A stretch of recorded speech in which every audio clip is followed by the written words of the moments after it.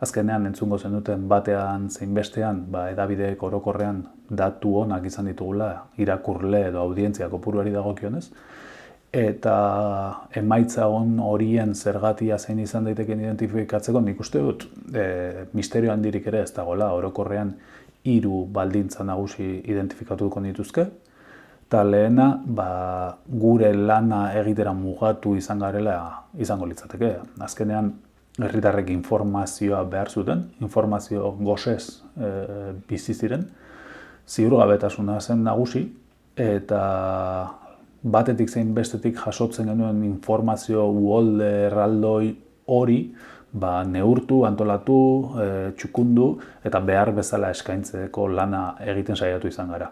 Azkenean albiste faltsua, zurrumurruak, iturri zalantzagarrietatik jasotako informazio asko egon dira, baina ez informazio onak. Eta gu horri erantzuna ematen saiatu gara, ezta? Jakin min hori asetzen eta beharrezko informazioa eskaintzen. Eta gero, egunak aurrera pasa ahala, informazio iturri horien espektroa zabaltzen joan gara, eta arlo oso ezberdinetako edukiak jasotzeko aukera izan dugu. Azkenean, egoera honek jende guztiari eragin izan dio, eta orduan oso profil ezberdinetako jendea eta oso arlo ezberdinetako jendearen iritziak jaso ahal izan ditugu, eta nik uste dut jendeak benetan estimatu izan duela informazio aniztasun hori.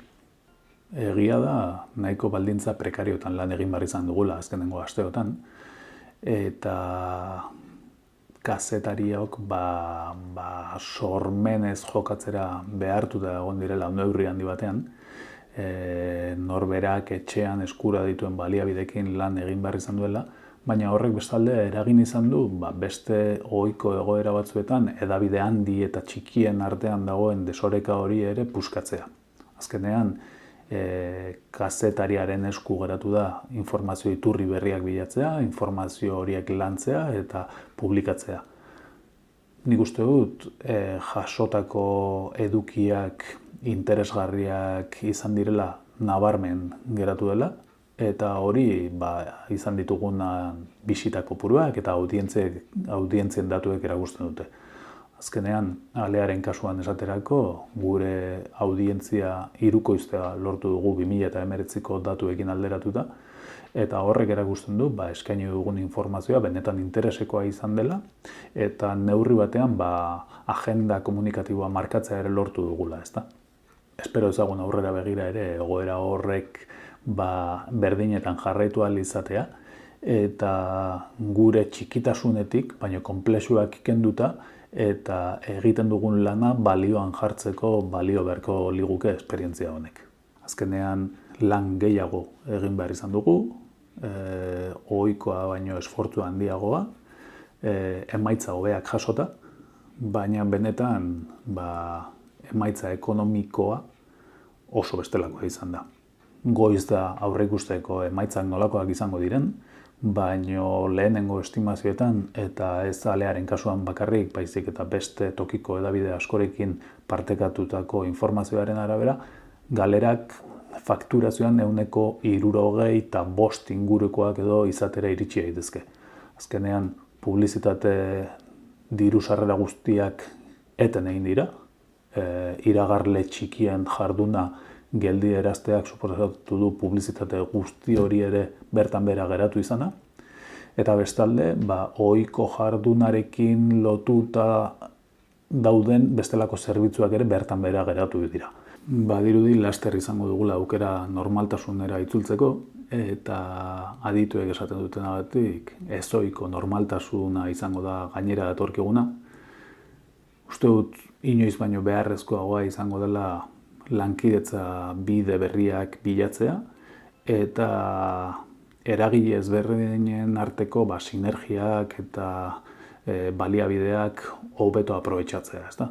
Orduan alde horretatik, badakizue hedabideok eta tokiko hedabideok bide lagun izango gaituzuela herritarrenganako zubi lan hori egiteko.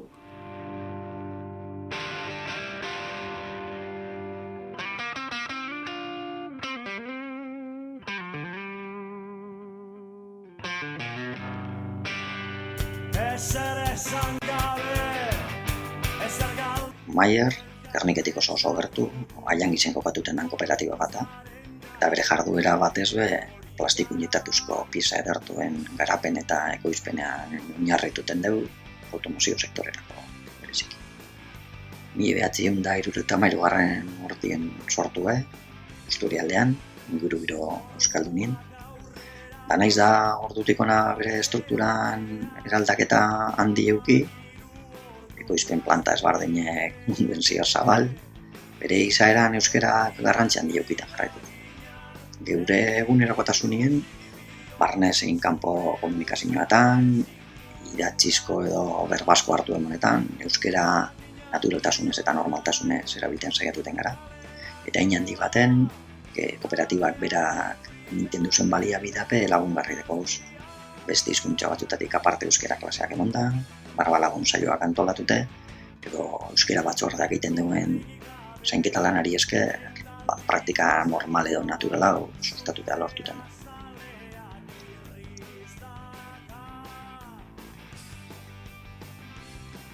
Euskeraren erabilpen natural haue lagungarri eduki dugu, etxealdi honetan, COVID-19 aurkako garatu dugun alkartasun ekimenien.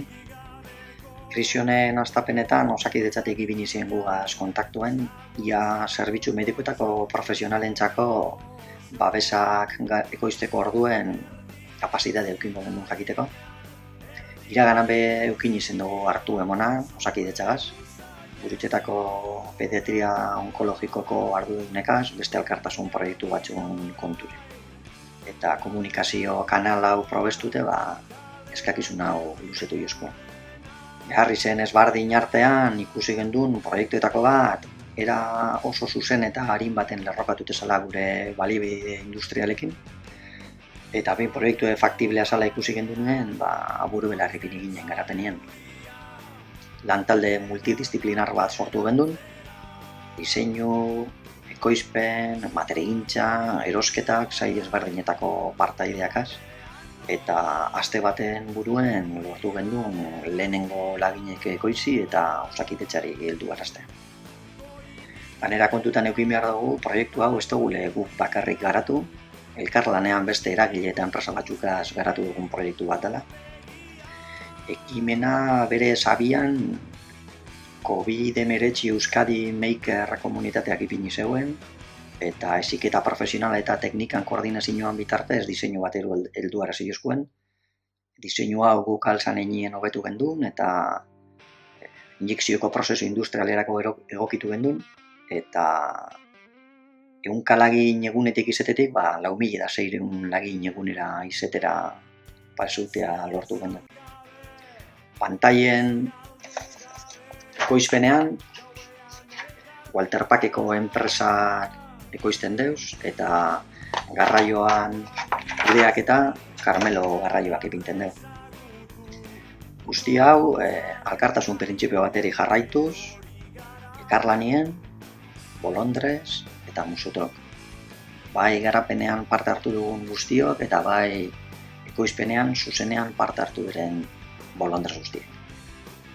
Gu ekoizleak izen da, ekoizpenagaz aurrera joan garen enean, laginok zuzenean joan gara Osakidetzari heldu arazten, boroan kokatute egondan biltegi handi batera, eta distribuzioen kudeak eta guren eskuetan itxite.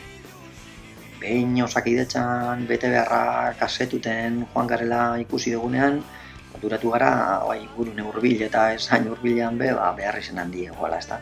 Eta momentu horretan erabaki genduen komunitate ezberdinekaz eta aldundiakaz kontaktuen imintea, bete behar honeri kudeak eta koordinatu bat emon alizeteko. Azken finean, Euskadiko mankomunitate askori heldu arazi dutxegu, Ziru aldundiari heldu arazi dutxegu, Nafarroara heldu arazi dugu, Mailderrieko ospitale pare batera bebai, Bigoko ospitalera, Galiziko mankomunitate pare batera bebai, eta guztire 80.000 bat ekoizi eta banatutea lortu dugu.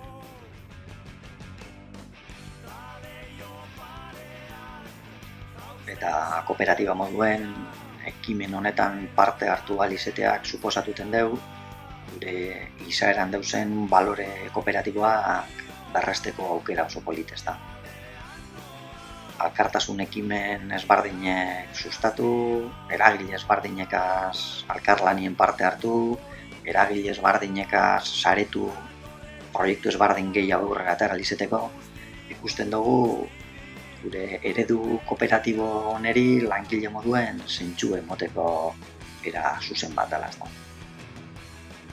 Natura eta ingurumena, kohesio soziala, hezkuntza eta kultura oinarrietan lerrokatuten dien ekimenak aurrera atarateak, handi baten bai suposatuten be euskerari bultzada handi bat behemon aldotxegul, proiektu ezberdinetan parte hartuten.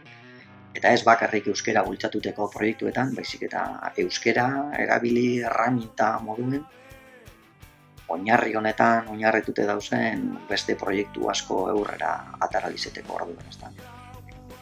Eta azken finean ikusten dugune da, gaur egungo gizartean kontrajarriek emoten diren ikuspegi ezberdin bi, enpresa mundu edo ekonomie eta gizarte kohesioa edo alkartasune hein handi baten bateratu aldiela.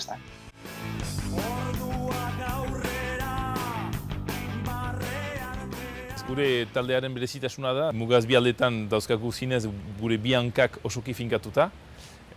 250 bat langile, 80 bat hegoaldean eta gaineratikoa iparraldea eta Frantzian. Euskerak garrantzi handia zuen betidanik, zeren iparralde barnekaldeko lantegi bat gera, eta gure lantegian jadanik gure lankidegoaren 80-arekin euskaraz ere gira egunero. Hartzaiekin daukaguna harremana ere kasik dena euskaraz egiten da, betidanik. Hegoaldean sartu girelarik, duela 5 urte eta erdi, ezeiza gure taldeko lantegi bat bilakatu delarik, euskarak beste garantzi bat hartu du. Iparraldeko lantegi bat etortzearekin eta arek hartzeaz jabegotza euskaraz hitz egiteak beste harreman bat sortu du. Ez gara ikusiak izan Frantziatik etortzen zen lantegi bat bezala, herri bateko lantegi bat bezala, balore berdinak zituenak eta proiektu oso sakon bat zaukana Euskal Herriari oso kilotua zena. Ni segur naiz gure abentura etzela berdin pasatuko, ez ban nuen eta ez bagen nuen guk euskara gure hizkuntza bezala izan hastapenetik.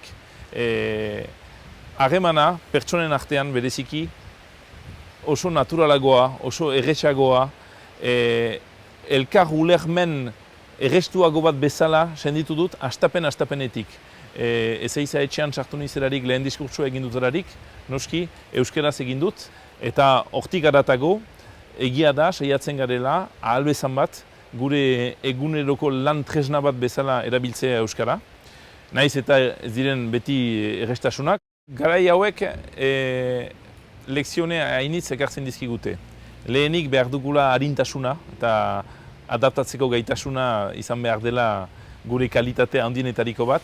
Baina ere esan ezake hurbiltasuna eta elkartasuna. Baina ororen gainetik gauza batetaz obsesionatua izan gaude gaztandegian bereziki, zen gure hartzainekin daukagun lotura, dire erabaki guztietan, gure barne antolakuntzan ziren arazoak izan arren, gure lehentasuna zen, esne hori behar dugu egunero bildu eta esne hori beharko dugu egunero transformatu, zeren hartzaiak egunero ari dira lanean guretzat, eta epe luzerako gure gaitasun horrek gure harremana indartuko du eta elgarren arteko konfiantza hobetuko du.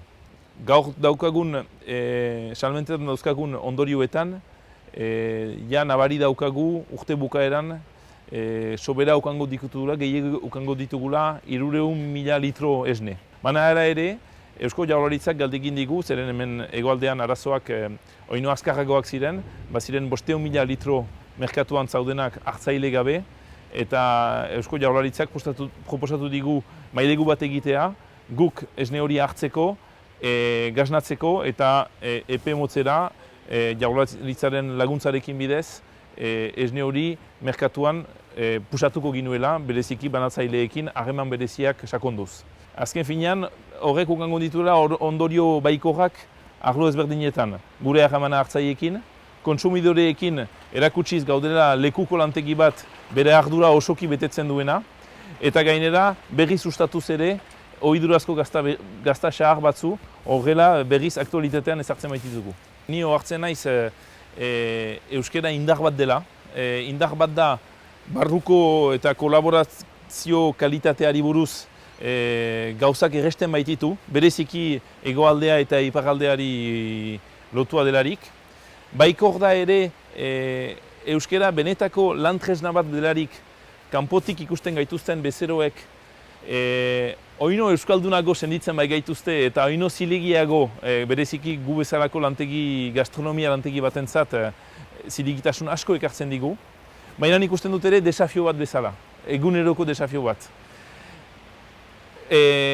Oso erreski legatzen gera edo gaztelaniara edo frantsesera, pertsonak frentean ez daukarik euskararen menperapen, behar den menperapena edo ez duelarik menperatzen. Eta alta, ohartzen gira, euskaldunon artean daukagurarik lan egiteko parada eta euskaraz ari gerarik, gauzak erretxago direla azken finean. Eta hori, lantegi munduak nola lagundua izaiten alden, nola bere baitatik denbora gehiago, diru gehiago, indar gehiago ematen alduen bere lankidego barnegoaren euskararen eina hobetzea, hori izango da guretzat adibidez, hurrengo urteetako erronka nagusi bat.